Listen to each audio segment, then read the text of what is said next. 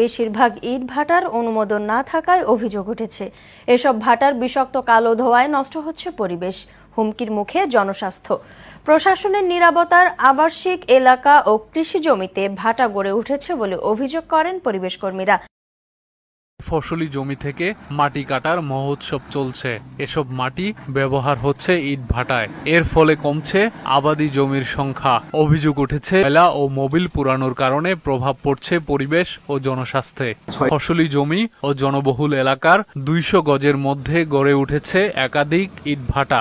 এতে বাড়ছে রোগ ব্যাধি। গম, ভুট্টা, নারকেল গাছ, সুপারি গাছ, এতে কোনো সুপারি ফল দ্বারা কোনো ফল হয় না। পৌষ মাসে যে কোনো ফসলটাই হোক, ওটা ক্ষতি ছাড়া মানে উপকার হয় না। গন্ধের ঠেলা দিশেই ফেলি না, অসুস্থ হয়ে পড়া লাগে।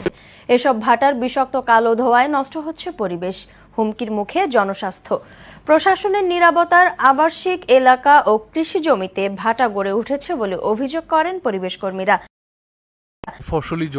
ফসলি জমি থেকে মাটি কাটার মহোৎসব চলছে।